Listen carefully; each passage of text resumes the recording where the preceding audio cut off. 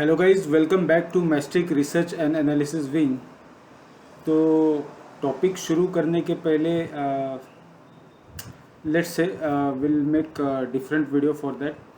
आज का हमारा टॉपिक है how to come out from addiction which creates fear in you. ऐसी क्या हैबिट्स है हमारी जो मैक्सिमम लोग हम लोग इनिशियल लेवल पे, और कुछ लोगों को तो वो हैबिट मतलब लाइफ के जैसे वो फॉलो करते हैं। मार्केट में 2 महीने 2 इयर्स 3 इयर्स हो चुका है, बावजूद उसके वो उसी पैटर्न में काम कर रहे हैं जिससे आपके अंदर फियर अभी भी मौजूद है। तो वो फियर से अगर हमें बाहर निकलना है तो हमें और क्या करना चाहिए। Psychology part 7। ओके, तो सबसे पहले सबसे इम्पोर्टेंट चीज़ है PNL। P&L हम लोग क्या करते हैं, जैसे ही हमारा कोई ट्रेड आ जाता है, मतलब कोई भी ट्रेड आ जाता है हम लोग ट्रेड ले लेते हैं। तो ट्रेड लेने के बाद मैक्सिमम लोगों की हैबिट ये है, जो मेरी भी हुआ करती थी एक समय में, कि हम लोग स्क्रिप्ट नहीं देखेंगे, हम लोग मार्केट नहीं देखेंगे, हम लोग एनालिसिस नहीं करेंगे। हम लोग क्या करेंगे, PNL अकाउंट ओपन करेंगे और बस रेड कलर और ग्रीन कलर के बीच में फंसे रहेंगे। Let me tell you one thing which is very very important.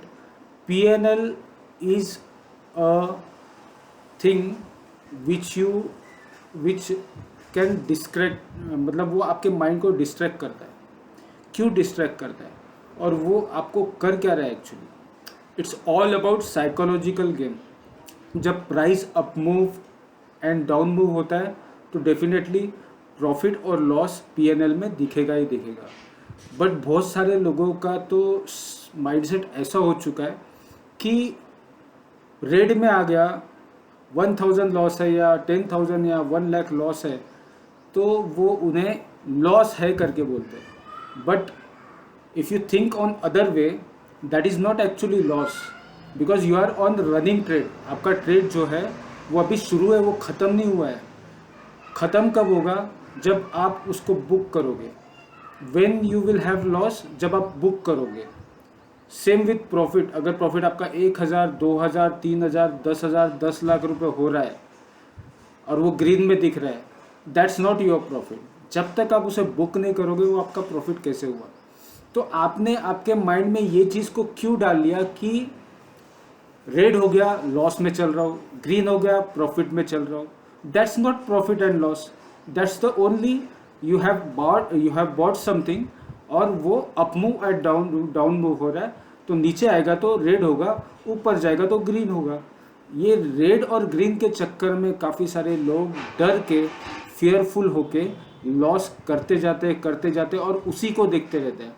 अब अगर मैं या कोई भी अगर PNL को कंटिन्यूसली देख रहा है, तो क्या सच में आपको रियलिटी पता चलेगी कि मार्केट में हो क्या रहा है? क्योंकि आप तो बस वही देख रहे हो जो देख के आपको डर लगता है। बिकॉज आपको ग्रीन दिखे या रेड, ग्रीन भी दिखेगा तो आपको डर होगा कि नीचे ना आ जाए, रेड आया तो आप और डर जाओगे मेरा पैसा जा रहा है। मतलब दोनों ओर से वो फियर ही क्रिएट होता है, राइट? तो मेरा यही कहना है कि first of all you have to completely stop watching PNL account. अब आप सोचोगे कि PNL देखूंगा नहीं तो मेरा पैसा बर्बाद हो जाएगा। ऐसा नहीं है, बहुत सारे रास्ते हैं, वो रास्ते भी हम लोग समझेंगे कि PNL ना देखते हुए भी प्रॉफिट हो रहा है या लॉस हो रहा है, ये कैसे समझे। पॉइंट नंबर 1, आप वॉच लिस्ट में जाओ। आपने ऑप्शन या किसी भी शेयर को ऑलरेडी मेंशन किया हुआ है आपके वॉच लिस्ट में, उसके प्राइस देखो। आपको पता है कि आपने 150 क्वांटिटी बाय की हुई है, तो अगर 10 रुपये नीचे जाता है तो 1,500 रुपीज़ लॉस है। आपको पता है, you can calculate that, right? 20 रुपये नीचे गया है तो आपको पता है 3,000 रुपये लॉस हो रहा है, क्योंकि आपने 150 क्वांटिटी लिया। 30 रुपये नीचे आया तो आपको पता है आप 4,500 रुपये लॉस में हो। या फिर उसके अपोजिट अगर वो ऊपर जा रहा है तो यू कैन कैलकुलेट मेंटली कि 10 रुपये ऊपर है 1,500 प्लस, 20 रुपये ऊपर है 3,000 प्लस, 40 रुपये ऊपर है 6,000 प्लस। सिंपल है। आप वो वॉच लिस्ट में वो प्राइस को देख के आप अपने इमोशंस के ऊपर कंट्रोल कर सकते हो, but when you see red and green you can not control on your emotions. आपको दोनों डायरेक्शन में पता है कि मुझे लॉस या प्रॉफिट हो रहा है, बट आप जब एक्चुअल पीएनएल देखोगे तो वो फियर क्रिएट करेगा। मैं ये नहीं कहता हूँ कि आप वॉच लिस्ट में देखोगे तो फियर नहीं होगा, फियर होगा, लेकिन इतना ज़्यादा इफेक्टिव नहीं होगा जिससे आपके माइंडसेट के ऊपर फर्क आ जाए और आपको डिस्ट्रैक्शन आ जाए। That is why you need not to watch PNL account. अब और कौन से सॉल्यूशंस हैं जिसमें आप पीएनएल को अवॉइड कर सकते हो? You can watch good stocks, you can watch the large cap stock, वो क्या कर रहा है, उसमें बाइंग आ रही है या नहीं आ रही है, ऊपर जा रहा है या नीचे जा रहा है, तो आपको मार्केट का डायरेक्शन पता चलेगा। आपको शायद पता होगा कि एचडीएफसी बैंक, रिलायंस और टीसीएस जैसे स्टॉक्स और आईसीआईसीआई बैंक जैसे स्टॉक्स मार्केट के मूव को चेंज करने की कैपेबिलिटी रखते हैं, क्योंकि उनकी मार्केट में उतनी स्ट्रॉन्ग लिक्विडिटी है। तो आपको स्टॉक्स को देखना चाहिए। आप ऑप्शन चेन स्टडी करना शुरू करो। आप अपना जो टाइम वेस्ट कर रहे हो लॉस और प्रॉफिट देखने की जगह आप ये सारी चीज़ें देखोगे तो आपका माइंड डेवलप होगा, आपको नॉलेज गेन होगा, और जितना आपका नॉलेज गेन होते जाएगा उतना ही आपका डर धीरे धीरे कम हो जाएगा। So it's all about psychological thing, right. बहुत ज़्यादा हुआ तो ज़्यादा इरिटेशन हो रहा है, पेन हो रहा है आपको बहुत ज़्यादा, तो चेयर से उठ जाओ, घूम के आ जाओ 1 या 2 round. There are many options. You can watch your shorts, आप मोबाइल पे शॉर्ट्स देखो, आजकल सबको हैबिट है, वो देखो, माइंडसेट थोड़ा पॉजिटिव रखो, जिससे आपको खुशी मिले आप वो करो। स्पिरिचुअल या फिर आपको जो म्यूज़िक पसंद है बैकग्राउंड में वो म्यूज़िक चलाओ। तो ये सारी चीज़ें आपके माइंडसेट को पीसफुल रखता है और कोई भी रॉन्ग डिसीजन लेने के लिए रोकता है। These are the things.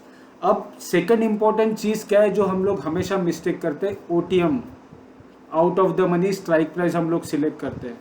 Nifty bank चल रहा है 49,500 और आप सी लोगे 50,000 का। क्यों? क्योंकि 100 रुपये में मिल रहा है 100 रुपीज़ में, तो पैसा कम लग रहा है, लॉस होगा तो कम होगा। ये सबकी मेंटेलिटी है। या फिर कोई ये सोचता है कि 100 रुपये मिल रहा है, 400 रुपये का एक लॉट बाय करूँ, 49,500 का एक लॉट बाय करूँ, उससे अच्छा 50,000 का एक कॉल में 10 लॉट बाय कर लेता हूँ, तो 10 लॉट में मुझे, या 4 लॉट बाय कर लेता हूँ। लेकिन आपको यही चीज़ नहीं समझ में आ रही कि वो 100 रुपये की चीज़ है, वो उतने फोर्सफुली नहीं बढ़ेगी जितने फोर्सफुली एक्चुअली उसको बढ़ना चाहिए। Are you understanding? That is very very very important. तो आपको देखना चाहिए कि मुझे इन द मनी ऑप्शन में काम करना है, मुझे एट द मनी ऑप्शन में काम करना है, but not in out of the money. आपको out of the money skip करना है। उसके पीछे और भी रीज़न है, मैं आपको डिटेल में बताऊंगा। Out of the money the option is specially made for sellers. Option sellers के जो मैक्सिमम कॉन्ट्रैक्ट सेल वो करते हैं, चाहे वो इंट्राडे हो या पोजिशनल हो, वो ओटीएम में काम करेंगे आउट ऑफ द मनी में। अब आप बताओ मुझे कि आपने 100 रुपये का अगर स्ट्राइक प्राइस का आपने बाय कर लिया बैंक निफ्टी का एक ऑप्शन, तो आपका लगा उसमें 1,500 रुपये, ठीक है। ऑप्शन सेलर ने उसी को सेल किया, आपने बाय किया तो किसी ने सेल भी किया होगा, उसी को सेल शॉर्ट करके रखा हुआ है। कितना पैसा लगा के? 1.5 लाख रुपए लगा के। तो लॉजिकली आप ही सोचो कि पैसा किसको मिलना बनता है, प्रॉफिट किसको मिलना बनता है? आपको, जिसने 1,500 रुपये उसमें इन्वेस्ट किया हुआ है, या उसे जिसने 1.5 लाख रुपए इन्वेस्ट किया हुआ है? वो अगर 1.5 लाख रुपए इन्वेस्ट करके बैठा है, मतलब वो आपसे ज़्यादा स्मार्ट है, हमसे ज़्यादा स्मार्ट है, राइट? तो वो उसका ब्रेड एंड बटर है। मार्केट जगह पे रहेगा, बट उसका प्रीमियम रोज रोज रोज रोज हर घंटे हर मिनट डिके होते रहेगा। थीटा उस पर बहुत ज़्यादा एक्टिव होता है, और थीटा, मैं बहुत ज़्यादा टेक्निकल हो रहा हूँ, बट थीटा ऑप्शंस का प्रीमियम डिके करता है और डेल्टा ऑप्शन के प्रीमियम को स्पाइक करता है। ये चीज़ आपको इन शॉर्ट मैं बताना चाहता हूँ। तो थीटा का जो इफेक्ट है वो सबसे ज़्यादा होता है ओटीएम में, उसके बाद उसका इफेक्ट होता है एटीएम में, उसके बाद उसका इफेक्ट होता है आईटीएम में। इन the money, eight the money, out of the money, ठीक है। तो आपको ओटीएम कभी नहीं लेना चाहिए, बिकॉज अगर मैं कैलकुलेशन वाइज जाऊँ, अगर बैंक निफ्टी 100 पॉइंट्स बढ़ रहा है तो इन the money option 80 to 85 points बढ़ेगा। और अगर बैंक निफ्टी 100 पॉइंट बढ़ रहा है तो एट द मनी ऑप्शन कम से कम 60 टू 70 के बीच में बढ़ेगा। तो यहाँ पे प्राइस का डिफरेंस आ गया, एटीएम बढ़ा 80-90 rupees, sorry ITM in the money बढ़ा 80 टू 90 रुपीज़ और एट द मनी बढ़ा 60 टू 75 रुपीज़, मतलब 25 का डिफरेंस आ गया। ओटीएम बढ़ेगा सिर्फ 30-35 पॉइंट्स। मतलब अगर मार्केट में 100 पॉइंट का मूवमेंट आया तो 25-30-35 रुपये ओटीएम बढ़ेगा बड़े मुश्किल से, जिसमें से आप एग्जिट नहीं ले पाओगे। एट द मनी 50-60 पॉइंट बढ़ेगा, बट वो भी इनिशियल डे में कि एक्सपायरी के बाद आज पहला दूसरा तीसरा दिन है, तो बाद में उसमें भी मोमेंटम चेंज हो जाता है। बट इन द मनी दो टाइप के होते हैं, जो स्ट्राइक प्राइस के नीचे का हो और जो स्ट्राइक प्राइस के बहुत नीचे का हो, deep in the money. So we prefer to trade in deep in the money, जिसमें हमें लगभग इंडेक्स के लेवल पे मूव मिलता है। अगर वो 100 पॉइंट चलेगा तो 90 पॉइंट्स तो वो ऑप्शन को चलना ही चलना है। तो इसमें बेनिफिट ये होता है कि आपको एग्जिट बड़े आसानी से मिल जाती है। If you are targeting 40 points तो आपको इन द मनी पहले एग्जिट दे देगा। If you are targeting 40 points आपको at the money second number पे एग्जिट दे देगा। But if you are target 40 points on OTM तो वो आपको एग्जिट नहीं देगा, क्योंकि वो 30-35 पॉइंट बढ़ के ही दम तोड़ देगा। तो it's all about your psychology and your maths and your calculation and your knowledge. तो आपको ये समझना बहुत ज़्यादा ज़रूरी है गाइस। तो कभी भी ओटीएम में काम नहीं करना। जो लोग ओटीएम के स्ट्राइक प्राइस दे के काम करवा रहे हैं, वो मैं कुछ कहना नहीं चाहता हूँ, आप खुद ही समझ जाओ वो क्या है, वो आपके साथ क्या कर रहे हैं, क्या उन्हें नॉलेज है ये चीज़ का या नहीं है। इंट्रिंसिक वैल्यू नाम की चीज़ होती है। अगर इंडेक्स चल रहा है 49,500 और मैं अगर क्या कहते हैं कि 49,200 का स्ट्राइक प्राइस देता हूँ तो 300 रुपीज़ इंट्रिंसिक वैल्यू है मेरा। मतलब ये अगर मार्केट वही के वही रहा आने वाले 4 दिन तक भी मार्केट में कोई मूवमेंट नहीं, वो 300 रुपये का प्रीमियम मेरा सेफ है। ऊपर का 150-200 जो टाइम डिके है वही घटेगा, बट 300 रुपये सेफ है। बट ओटीएम में अगर मैं 150 रुपये का प्रीमियम पे कर रहा हूँ तो वो 100% प्रीमियम डिके होगा, बिकॉज वो आउट ऑफ द मनी है।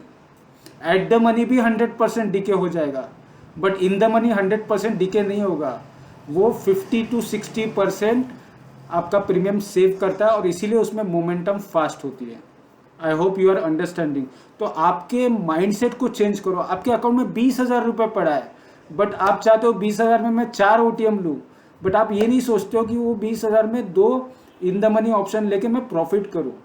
आप वो ड्रीमिंग प्रॉफिट के पीछे पड़े हो, आप रियलिटी प्रॉफिट के बहुत दूर हो। तो आप रियलिटी सीन में आओ। स्टॉक मार्केट में और स्पेशली ऑप्शन में पैसा कमाना अगर इतना आसान होता था तो रिलायंस और टाटा ये सब बिजनेस नहीं कर रहे थे, सब स्टॉक मार्केट में आके बैठे होते। It is very difficult. Stock market वैसे भी डिफ़िकल्ट टास्क है, और उससे ऊपर ऑप्शन ये दुनिया का सबसे टफेस्ट इंस्ट्रूमेंट है, जिसमें कोई पैसा नहीं बनाता है। जो बनाते हैं वो बहुत कम है। हम चाहते हैं कि हम उसमें रहे और आप भी उसमें अपना काउंट करो। तो it's all about psychological game. Psychological game क्या हुआ, आप सोचते हो कुछ लेकिन एक्चुअली रियलिटी कुछ और है। तो OTM you have to avoid, right. और तीसरी एक बुरी हैबिट क्या है हमें, कि हम लोग बार बार दोस्तों को या कोई एक्सपर्ट है उसको देखते हैं। देखना बुरी बात नहीं है, आप देखो कोई प्रॉब्लम है, उसका एनालिसिस समझो, बट आपका एक पर्सनल कन्विक्शन होना चाहिए ट्रेड में। अगर आपका कन्विक्शन स्ट्रांग है कि मार्केट बेरिश होने वाला है, तो किसी और के कहने पे वो बोल रहा है कि बुलिश होने वाला है, तो आपको अपना माइंडसेट डिस्टर्ब नहीं करना है, क्योंकि सबकी अपनी अपनी स्ट्रैटेजी होती है। कोई पोजिशनल स्ट्रैटेजी बनाता है, कोई इंट्राडे स्ट्रैटेजी बनाता है। If you ask me, we are making profit in intraday, but मेरी जो स्ट्रैटेजी है वो पोजिशनल होती है। पोजिशनल का मतलब क्या होता है, मेरा मार्केट का व्यू अगर बेरिश बन गया तो वो जो लेवल्स होते हैं, वो लेवल्स का जो गैप होता है वो पोजिशनल गैप होता है। ट्रेड इंट्राडे में होता है, बट ट्रेंड पोजिशनल होता है। और जो इंट्राडे एनालिसिस करते हैं वो सिर्फ ये देखते हैं कि बैंक निफ्टी या निफ्टी एक एक्स अमाउंट पे चल रही है, एक एक्स प्राइस उसका चल रहा है, यहाँ से 100 पॉइंट ऊपर जाएगा या 100 पॉइंट नीचे आएगा। बट पोजिशनल स्ट्रेटेजी का मतलब होता है कि वो 400-500 पॉइंट के मूव को कैच करके बैठा हुआ है, लेवल को पकड़ के बैठा हुआ है। मतलब 49,500 अगर प्राइस चल रहा है तो वो ये सोच रहा है कि 49,100 का सपोर्ट है। मतलब वो 400 पॉइंट जब तक मार्केट में बने हुए थोड़ा नीचे भी आएगा तो वो अगर सोच रहा है बुलिश है तो मार्केट नीचे आएगा तो वो बुलिश ही ट्रेड लेने वाला, वो बेरिश ट्रेड नहीं लेगा। बट वही अगर इंट्राडे में स्ट्रेटेजी करने वाला है जो 100-200 पॉइंट्स के लिए सोचता है तो वो क्या करेगा कि 49,500 प्राइस चल रहा है और उसे दिखा कि यहाँ से 200 पॉइंट नीचे आने वाला है, 150 पॉइंट नीचे आने वाला है, तो वो सी के जगह पी ले लेगा बुलिश मार्केट में भी। तो these two people are different. मैं ये नहीं कह रहा हूँ कि इंट्राडे में जो स्ट्रेटेजी कर रहे हैं वो गलत है, मैं ये भी नहीं कह रहा हूँ कि जो पोजिशनल स्ट्रेटेजी बना रहे हैं वो सही है या फिर वो गलत है। दोनों सही हो सकते हैं, दोनों गलत हो सकते हैं, बट जो इफेक्टिव स्ट्रेटेजी चलती है वो पोजिशनल ही चलती है। शेयर मार्केट में पैसा लंबे समय में बनता है। आप सोचो ये चीज़ को, पहले जब ऑनलाइन सारी चीज़ें नहीं थी तब उस समय लोग डॉक्यूमेंट पे शेयर्स खरीदते थे और सालों साल भूल जाते थे। जिसने लाख रुपए इन्वेस्ट किया था उस ज़माने में उसका 5-5, 10-10 करोड़, 50-50 करोड़ तक का प्रॉफिट हुआ है। क्यों हुआ? क्योंकि 10-20 साल के लिए भूल गए वो, 25 साल देखा ही नहीं। 25 साल बाद पता चला कि 1 लाख का इन्वेस्टमेंट 50 करोड़ बन चुका है, राइट। उसके बाद इंटरनेट भी आया तो भी सीन वही है। कोविड में हमने देखा इतना बड़ा फॉल, उसके बाद शेयर के प्राइस ट्रिपल हो चुके हैं। वो एक दिन में या 2 दिन में, 1 महीने में नहीं हुए, उसे साल 2-2 साल, 3-3, 4-4 साल लगे हुए। तो लॉन्ग टर्म में ही प्रॉफिट है। वैसे ही स्ट्रैटेजी जो इंट्राडे है वो बहुत ज़्यादा रिस्की है। पोजिशनल स्ट्रैटेजी इज परफेक्ट, क्योंकि पोजिशनल स्ट्रैटेजी आपको ट्रेंड कैच करने का मौका देता है। इंट्राडे स्ट्रैटेजी आपका फ्लक्चुएटिंग होता है, वो कभी बुलिश कभी बेरिश सिग्नल देता है, तो वहाँ पर रिस्क बढ़ जाता है।